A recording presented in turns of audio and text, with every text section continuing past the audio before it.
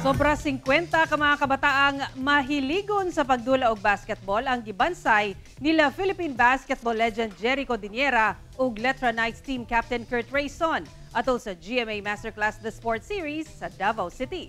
Ani ang report ni Argil Relator. Pangandoy gayo ni Neil Franz Gamalo, gikan Cagayan de Oro City, nga mahimong varsity player sa basketball puhon.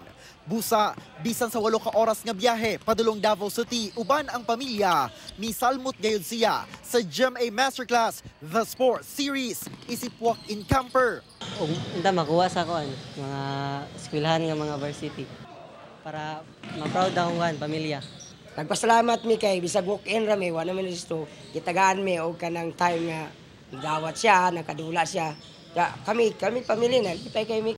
Usa lamang si Neil sa 53 kayang hoopers o mga kabataang interesado sa pagdula og basketball sa misalmot sa GMA Masterclass The Sports Series na ipahigayon sa Davao City Recreation Center.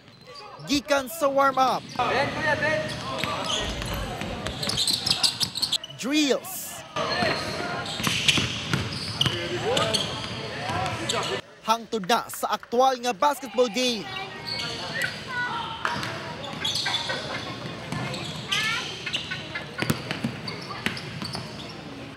Gipakita sa mga camper ang ilang kaabtik sa pagdula og basketball. Ganado ang mga partisipante, sanglit ang mibansay kanila. Iladong basketballista sa iyang henerasyon ug giilang Defense Minister nga si Jerry Codiniera. Derecho, pagkakumar, speed. Ug ang Letra Knights team captain Kurt Rayson. Nasa gihatag utang niya sa naon nito sa buhat ninyo. At least sa pagkapot sa mga dula, padalan ninyo, di ba? Sa ulahi, gilang most promising athlete ang 12 anyos nga small but terrible sa basketball court nga si Verlan Sereno nga taga Matina, Davao City. Salamat, GMA.